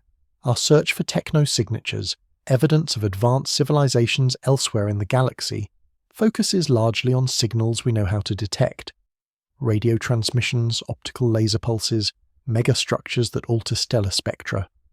These are the kinds of technologies we use or can imagine using, so we look for evidence of them. But what if advanced civilizations move beyond these observable technologies relatively quickly in their development? What if quantum communication, or something even more exotic that we haven't discovered yet, becomes the preferred method for most significant communication? We'd be looking for signals that nobody's sending anymore, like trying to find modern civilization by scanning for smoke signals. The infrastructure angle also matters. Our digital networks are increasingly concerned with quantum security because of the threat from quantum computers. A sufficiently powerful quantum computer could break current encryption algorithms, rendering most of our secure communication insecure overnight. Transitioning to quantum-resistant encryption, and ultimately to quantum communication networks, is a priority for maintaining security in a future where quantum computing becomes widespread. But this transition happens gradually, and during the transition period, systems are vulnerable. An attacker with quantum computing capability and knowledge of which systems haven't yet upgraded their encryption has a window of opportunity to intercept and decrypt communication that the targets believe is secure. Could this play into the AWS outage scenario? It's speculative, but worth considering. If an advanced actor, whether human or otherwise, possessed communication or computing technology beyond our current capabilities, they could potentially coordinate activities invisibly to our monitoring systems. The infrastructure disruption might have served multiple purposes, degrading defensive capabilities, creating chaos that masks other activities, and potentially testing response capabilities to map out network structure and resilience. While this is happening, communication about the operation could occur through channels we simply can't monitor because we lack the technology to even detect them. I want to emphasize that there's no evidence connecting quantum communication breakthroughs to either the AWS outage or 3i Atlas. The timing is coincidental as far as we know. But the conceptual parallel is instructive. As technology advances, the gap between what's happening and what we can observe grows larger. Invisibility isn't just about physical location, being behind the sun or inside encrypted networks. It's also about operating through mechanisms that our detection methods can't access. An object using technology we don't understand might be completely invisible, even when it's right in front of us. The October 2025 quantum communication achievements remind us that we're still early in understanding what's possible. Technologies that seem exotic and experimental today might be commonplace in decades or centuries. If we're trying to detect evidence of civilization centuries or millennia ahead of us, we should expect them to operate in ways we can barely imagine. The fact that we don't see obvious signs might not mean they're not there. It might mean we're looking in the wrong spectrum, listening at the wrong frequencies, searching for technologies they've long since surpassed. Part 12. AI finds what we didn't see. In January of 2025, a team of researchers at the University of Toronto published something extraordinary. They had taken a deep learning algorithm, fed it years of archived gravitational wave data from LIGO and Virgo, and set it loose to hunt for patterns. What came back shocked them. The AI had identified 17 previously undetected merger events, black holes and neutron stars colliding in the darkness of space, events that human analysts had completely missed. The signals had been there all along, buried in the noise, waiting for something with enough patience and precision to notice them. We had been blind to our own data. This discovery wasn't just a technical achievement, it was a philosophical one. For years, scientists had assumed they were extracting everything meaningful from these archives, that human expertise combined with traditional algorithms was sufficient to catch every cosmic whisper. The gravitational wave detectors are among the most sensitive instruments humanity has ever built, capable of measuring distortions in space-time smaller than a proton. Yet despite all that sensitivity, despite all that expertise, we were still missing things. The AI saw what we couldn't because it approached the problem differently. It didn't look for what we expected, it looked for everything. Machine learning excels at this kind of work because it operates without preconceptions. A human analyst brings assumptions to data, expectations shaped by theory and experience. We look for specific waveforms, particular frequency patterns, signatures that match our models. An AI, by contrast, can be trained to recognize deviations from baseline noise without caring whether those deviations fit our expectations. It treats every data point as potentially meaningful, sifting through millions of measurements to find the anomalies that might represent real events.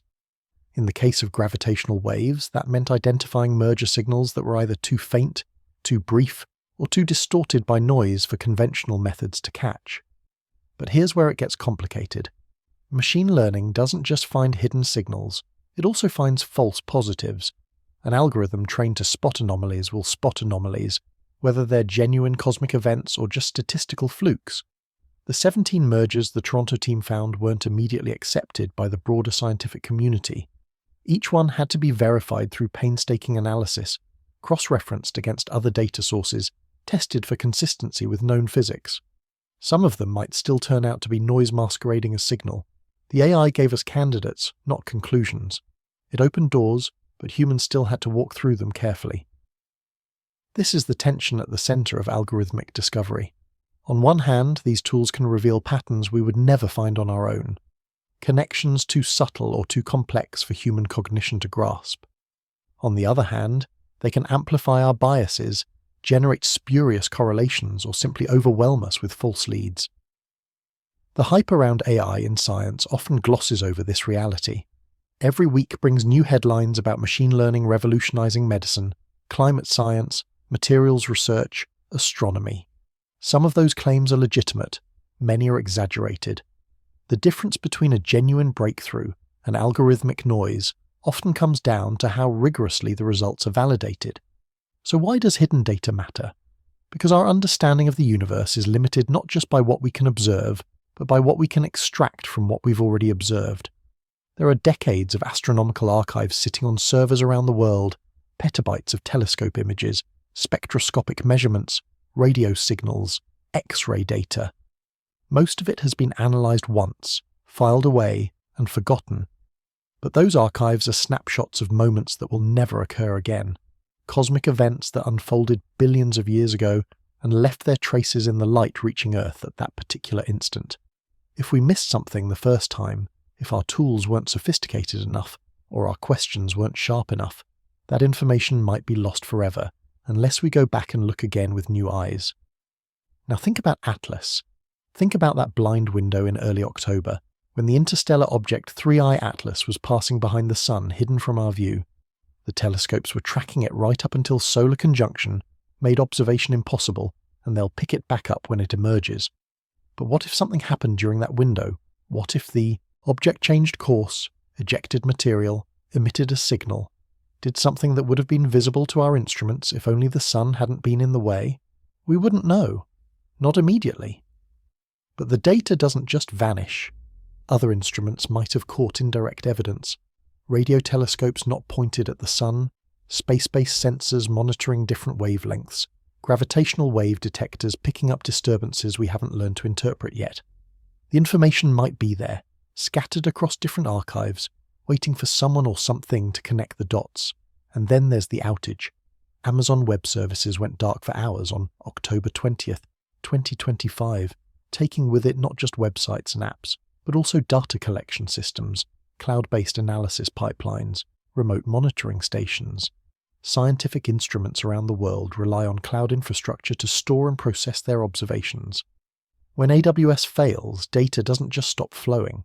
It gets delayed, buffered, sometimes lost entirely. Logs that would normally be uploaded in real time get cached locally, creating gaps in the continuous record. Those gaps can be filled in later, once systems recover, but the reconstruction isn't perfect. Timestamps get fuzzy, sequences get scrambled, and in rare cases, Anomalies that would have triggered immediate alerts instead get buried in the backlog, noticed only weeks or months later when someone goes digging through archived logs. This is where AI becomes crucial. The same machine learning techniques that found those 17 gravitational wave mergers could potentially identify patterns in the data collected around the 3I Atlas conjunction and the AWS outage. Maybe there's nothing to find. Maybe the object behaved exactly as predicted, and the outage was just a coincidence, just infrastructure stress and bad timing. But if there's a connection, if something unusual happened during that window, we might not see it until an algorithm trained to spot anomalies in multi-source data tells us where to look. The human eye can't scan petabytes of sensor logs looking for subtle correlations. Machine learning can, yet we have to be careful. The temptation to let AI tell us what's real is powerful, especially when dealing with vast datasets and complex phenomena we don't fully understand. But algorithms can't replace judgment. They can't replace the slow, tedious work of verification, the cross-checking against independent sources, the healthy skepticism that separates science from speculation. The 17 gravitational wave mergers are still being debated. Some might be real, some might not. What matters is that we found them, that we're asking the question, that we're not assuming we've already extracted everything worth knowing from our data, because the evidence of what happened during that blind window might already exist, scattered and overlooked, waiting for the right tool to make it visible. And if we've learned anything from algorithmic discovery, it's that the universe hides secrets in plain sight, encoded in data we thought we'd already understood. The question isn't whether AI can find what we missed. The question is whether we're ready for what it might show us. Part 13. Solar Storms and Infrastructure Risk. The Sun is waking up. In mid-October 2025, the National Oceanic and Atmospheric Administration's Space Weather Prediction Center issued an alert that caught the attention of infrastructure managers around the world. Solar Cycle 25, which began in 2019, is approaching its maximum activity phase, and forecasters are predicting an increased likelihood of G3 and G4 class geomagnetic storms over the coming months. These aren't abstract scientific classifications. They're warnings that the sun might be about to throw something at us, and when the sun throws things at Earth, our technology doesn't always survive the impact. A coronal mass ejection is exactly what it sounds like. The sun's outer atmosphere, the corona, occasionally erupts, hurling billions of tons of magnetized plasma into space at speeds up to 3 million kilometers per hour. When one of these eruptions happens to be aimed at Earth, the plasma wave takes anywhere from 15 to 18 hours to arrive. When it does, it slams into Earth's magnetic field, compressing it, distorting it, sending cascades of charged particles spiraling down toward the poles. That's what causes auroras, those shimmering curtains of green and red light that dance across Arctic and Antarctic skies. Beautiful to watch, dangerous for infrastructure. The problem isn't the light, the problem is the electromagnetic induction. When charged particles from a coronal mass ejection interact with Earth's magnetic field, they create rapidly fluctuating magnetic fields in the upper atmosphere. Those fluctuations induce electrical currents in any long conductor, anything that stretches across distances and can act as an unintentional antenna. Power lines, pipelines, undersea cables, railway tracks. These geomagnetically induced currents can overload transformers, trip circuit breakers, corrode pipeline infrastructure, and in extreme cases, cause permanent damage to electrical grids. It's not theoretical, it's happened before. On March 13th, 1989, a coronal mass ejection struck Earth and triggered a geomagnetic storm powerful enough to collapse the entire Hydro-Quebec power grid. 6 million people lost electricity in 90 seconds. Transformers melted, circuit breakers failed. The province went dark for 9 hours while engineers scrambled to restore power. That same storm caused auroras visible as far south as Texas and Florida, disrupted satellite operations, and knocked out radio communications across North America. It was a G5 storm, the most severe classification, and it demonstrated just how vulnerable modern infrastructure is to solar fury. We got lucky in 1989. The storm could have been worse. The next one might be. Satellites are even more vulnerable. A coronal mass ejection doesn't just affect Earth's surface infrastructure. It floods near-Earth space with high-energy particles that can damage solar panels, degrade electronics, and disrupt communications. In extreme cases, satellites can lose orientation control, suffer memory errors, or fail completely. During strong geomagnetic storms, satellite operators often shut down non-essential systems and put spacecraft into safe mode, sacrificing operational capability to protect hardware. GPS signals degrade. Communication satellites go offline. Weather monitoring stops. The infrastructure we take for granted, the invisible web of satellites providing navigation, data relay, Earth observation, all of it becomes unreliable when the sun gets angry. Now consider the timing. On October 20th, 2025, Amazon Web Services suffered a major outage. That same week, 3i Atlas entered solar conjunction, hidden behind the sun from Earth's perspective. And that same month, NOAA warned of heightened geomagnetic storm risk. Could the outage have been caused by a solar event? It's a tempting connection, the kind of coincidence that feels too convenient to be random. But when we examine it closely, the link starts to fall apart. Data centers are not particularly vulnerable to geomagnetic storms. They're located far from the poles, where geomagnetically induced currents are strongest. They're powered by regional electrical grids with multiple redundancies and surge protection. They're shielded from electromagnetic interference by their own construction, concrete and steel buildings designed to maintain stable operating conditions. A coronal mass ejection strong enough to disrupt AWS's Virginia data center would almost certainly have caused widespread power grid failures across the entire mid-Atlantic region. It would have been obvious. There would have been reports of transformer damage, rolling blackouts, communication outages far beyond a single cloud provider. None of that happened. The outage was isolated to AWS infrastructure, which suggests a technical or possibly cyber-related cause, not a solar event. But that doesn't mean solar storms are irrelevant to the story, because the conjunction of 3i Atlas happened to coincide with a period of heightened solar activity, and that creates an interesting scenario. When an interstellar object passes behind the sun, we lose the ability to observe it directly, but we also lose the ability to observe the sun's near environment from certain angles. If something happened during that window, if there was unusual solar activity or if the object interacted with the sun's magnetic field in some way, we might not have the full picture.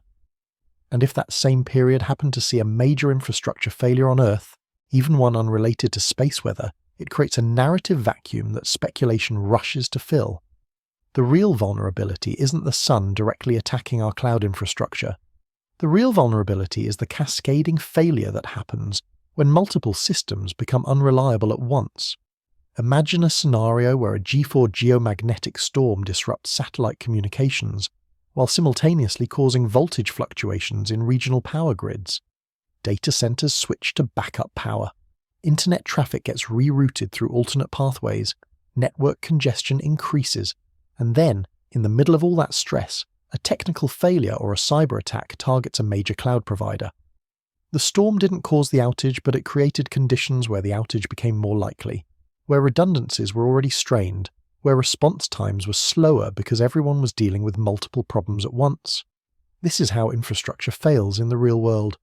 Not through single catastrophic events, but through the accumulation of stresses that interact in unexpected ways. The 1989 Quebec blackout wasn't just caused by the geomagnetic storm. It was caused by the storm hitting a grid that was already operating near capacity, in winter, when demand was high and backup options were limited. The system was fragile, and the storm found the fracture point. Modern infrastructure is more complex and in some ways more resilient, but it's also more interdependent. When one system fails, it pulls on everything connected to it. So when we ask whether the sun could have played a role in the October 20th outage, the answer is both no and maybe. No, because there's no evidence of a direct solar impact on AWS data centers. Maybe, because heightened solar activity during that period might have contributed to the general stress on interconnected systems in ways we don't yet understand.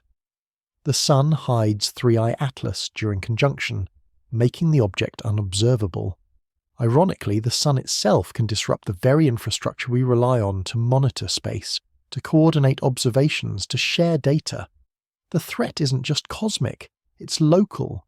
It's our own star, doing what stars do, and us scrambling to protect technology that was never designed for the environment it now operates in. The October 2025 forecast from NOAA is a reminder that we live in a solar system, not a vacuum. Earth is constantly bathed in radiation, and particles from the sun, and most of the time our magnetic field and atmosphere shield us. But during solar maximum, the sun becomes unpredictable, violent, capable of eruptions that can overwhelm our defenses. We can't control it. We can barely predict it. All we can do is watch, prepare, and hope that when the next big one comes, our infrastructure holds. Part 14. Black Hole Echo Mapping. In February of 2025, a team of astrophysicists published a paper in Nature Astronomy that reported something remarkable. Using combined data from NASA's Chandra X-ray Observatory and the Event Horizon Telescope Radio Array, they had detected what they called space-time echoes from Sagittarius A star, the supermassive black hole at the centre of our galaxy. These weren't echoes in the acoustic sense. They were electromagnetic reverberations, X-rays and radio waves bouncing off the warped space-time around the black hole's event horizon, arriving at Earth with time delays that encode information about events that happened years, decades, or even centuries ago. The researchers had essentially found a way to watch the past. The technique is called reverberation mapping, and it exploits a fundamental property of how light behaves near black holes. When material falls into a black hole, it doesn't just vanish. It spirals inward through an accretion disk, a swirling maelstrom of gas and dust heated to millions of degrees by friction and gravitational compression. As this material approaches the event horizon, it emits intense radiation across the electromagnetic spectrum. Some of that radiation escapes directly into space, travelling in straight lines toward distant observers, but some of it gets caught in the extreme gravitational curvature near the black hole, bent and redirected sometimes multiple times before finally escaping. These photons take longer paths, arriving at Earth after their more direct counterparts, creating an echo. The delay tells you about the geometry. If you can measure the time difference between the direct light and the echo, and if you know the speed of light, you can calculate the path length, the shape of the space-time curvature that bent those photons. It's like using sonar to map an underwater cave, except instead of sound waves you're using X-rays and radio waves, and instead of rock walls you're mapping the fabric of reality itself. The 2025 paper reported echo delays ranging from hours to weeks, corresponding to light paths bent by the intense gravity within a few dozen Schwarzschild radii of Sagittarius A star's event horizon. They could see the shadow of the black hole not just in space, but in time. But here's the truly strange implication. Because these echoes are delayed, they carry information about events that happened before the direct light reached us. Imagine Sagittarius A star had a sudden flare, a burst of X-rays caused by a clump of material plunging through the event horizon. We see the direct light from that flare immediately, or rather we see it 27,000 years after it happens, since that's how long it takes light to travel from the galactic centre to Earth. But the echo from that same flare, the light that took a longer path, arrives hours or days or weeks later. So we're seeing the same event multiple times, at different delays, like watching a recording where someone has spliced in footage from earlier in the video at random intervals. This creates an opportunity. If we can identify and separate these echoes from the direct emissions, we can reconstruct the history of activity around the black hole. We can see flares that happened months ago, variations in the accretion disk that occurred years ago, potentially even major disruptions like a star being torn apart that happened decades or centuries ago, all encoded in the delayed light still arriving at Earth. The black hole becomes a natural archive, storing information about its own past in the bent trajectories of photons still making their way across the galaxy toward us. Now think about what this means for observation. When we watch the sky, we assume we're seeing things as they were when the light left them, adjusted for light travel time. We look at a star 10 light-years away and see it as it was 10 years ago. Simple, linear. But near black holes, causality gets more complicated. You can see the same event multiple times in different orders, with different time delays depending on which path the light took. The past doesn't just fade away.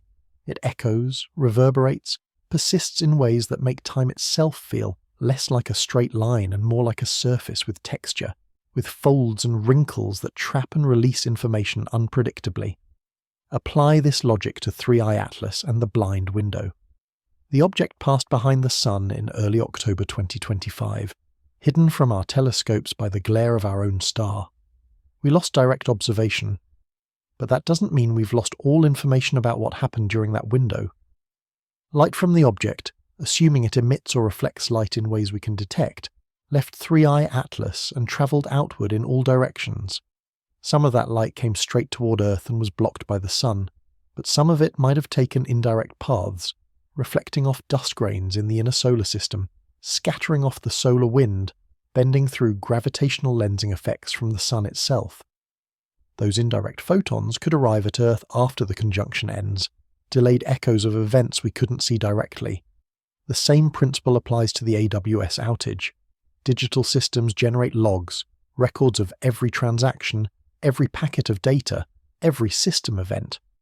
When a major outage occurs, those logs become crucial for forensic analysis. But during the outage itself, many of those logs aren't accessible.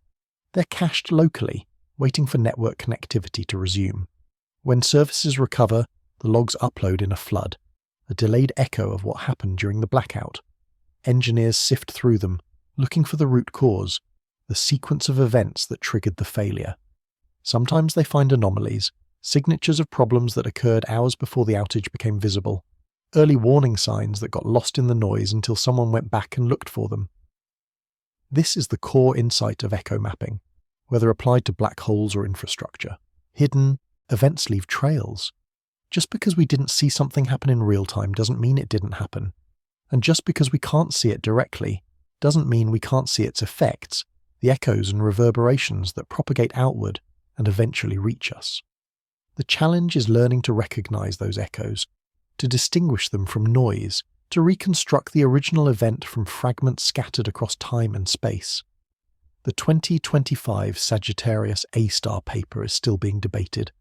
Some researchers question whether the detected signals are true echoes or just statistical fluctuations in the black hole's variable emission. The team is conducting follow-up observations, trying to catch more examples, to build a larger dataset that can test their models. It's slow work. Sagittarius A-star doesn't flare on command. But if their interpretation holds up, if reverberation mapping proves to be a reliable technique, it could revolutionize how we study black holes, allowing us to probe regions of space-time that are otherwise invisible, forever hidden behind event horizons. And it might change how we think about observation itself. The idea that we only see what's directly in our line of sight is intuitive but incomplete. We see echoes, reflections, shadows, delayed signals from events that happened before we started looking. The universe is full of information, but it doesn't all arrive at once. Some of it takes detours. Some of it gets stored in unexpected places, waiting for the right instrument or the right algorithm to extract it. The blind window for 3i Atlas isn't necessarily blank. It's just encoded in ways we haven't learned to read yet. Because events in space-time don't vanish. They propagate, they echo, they leave traces. The question isn't whether the evidence exists. The question is whether we know where to look and whether we'll recognize it when we find it. Part 15. The mirror turns on us. So here we are, October 20th, 2025. A major internet outage disrupts global services. An interstellar object hides behind the sun, temporarily unobservable. Solar activity forecasts warn of heightened geomagnetic storm risk. Machine learning finds hidden signals in astronomical archives. Black hole echoes reveal events we thought were lost to time. All of these threads, all of these stories, woven together into a narrative that feels too coordinated to be random, too strange to be simple coincidence. And the question sitting at the center of it all is not really about 3i Atlas, or AWS or space weather. The question is about us, about what this moment reveals when we hold up a mirror and look honestly at what we've built, how we observe, and how vulnerable we actually are. In October of 2025, an international summit on space governance convened in Geneva, attended by representatives from space agencies, tech companies, defense ministries, and academic institutions. The agenda covered autonomous space assets, digital sovereignty, orbital debris management, and space defense policy. One session focused specifically on the intersection of cyber infrastructure and space-based systems, acknowledging that the two domains are no longer separate. Our communication networks depend on satellites. Our observation capabilities depend on cloud computing. Our ability to respond to threats, whether terrestrial or cosmic, depends on infrastructure that is increasingly centralized, interconnected, and fragile. The summit didn't produce binding agreements, it rarely does, but it did surface uncomfortable truths that have been circulating in policy circles for years.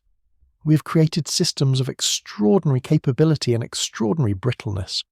A single cloud provider hosts critical infrastructure for governments, corporations, research institutions, and individuals. A single point of failure in that system can cascade across continents, disrupting services that billions of people depend on.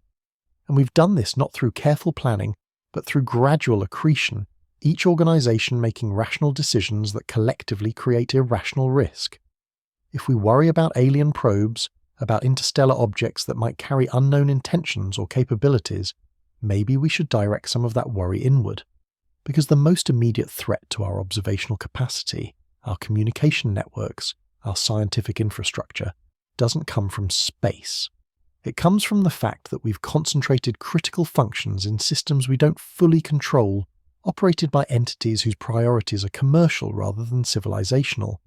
When AWS goes down, it's not because Amazon wants to disrupt the world, it's because the complexity of managing infrastructure at that scale inevitably produces failures, and the economic incentives to build redundancy have limits. The hidden window concept applies equally to our digital world and to the cosmos. When 3i Atlas passes behind the sun, we lose direct observation. We're blind, temporarily, to whatever the object is doing. That bothers us because we value visibility, the ability to track and monitor and know. But we accept far larger blind spots in our own infrastructure without much concern. How many people understand how cloud computing actually works, how data moves through networks, where it gets stored, who has access? How many organizations have audited their dependencies, mapped their vulnerabilities, tested their resilience to cascading failures? The digital world is full of conjunctions, moments when critical systems become invisible or unreachable, and we navigate those moments on faith that someone somewhere is paying attention. This isn't an argument for paranoia, it's an argument for honesty. The same curiosity that drives us to study interstellar objects, to build gravitational wave detectors to map black hole echoes, should drive us to examine our own systems with equal rigor. We should ask hard questions about cloud dependency, about the concentration of infrastructure control, about how transparent our observational systems actually are. Because if we can't see our own vulnerabilities, if we're not willing to acknowledge the blind spots in how we've organized our technology and society, then we're not really prepared for disruptions, whether they come from cosmic coincidence or human failure or deliberate attack. The outage on October 20th revealed something important. It showed that services millions of people rely on can vanish in minutes, not because of exotic threats, but because of mundane technical failures. It showed that our infrastructure has single points of catastrophic failure, and that those failures can align with other events in ways that create doubt, speculation, and information vacuums. It showed that we're not as resilient as we like to believe, and that our response to disruption is often reactive rather than prepared. 3i Atlas will re-emerge from behind the sun. Astronomers will resume observations, tracking its trajectory, analyzing its composition, debating its origin. AWS services will recover, engineers will publish postmortems, systems will be patched and improved, life will continue. But what we missed during that conjunction, during that outage, during the window when multiple systems became unreliable at once, that might matter more than we realize, because disruptions don't always announce themselves. Sometimes they're subtle, gradual, encoded in delayed signals that we won't recognize until years later when someone goes back through archived data with new tools and new questions.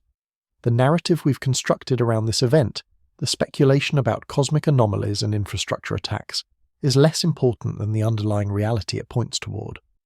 We live in a moment of extraordinary capability and extraordinary fragility. We can detect gravitational waves from colliding black holes billions of light years away, but we can't keep a cloud provider running without occasional catastrophic failures. We can spot interstellar objects entering our solar system, but we lose track of them for weeks when they pass behind the sun. We talk about defending Earth from cosmic threats while ignoring the fact that our most critical infrastructure is controlled by a handful of private companies operating on quarterly earnings cycles. This isn't about conspiracy. It's about complexity and consequence. It's about recognizing that the systems we depend on are less stable than we assume, and that the gaps in our observation, both cosmic and terrestrial, are larger than we'd like to admit. The October 20th outage wasn't an alien attack.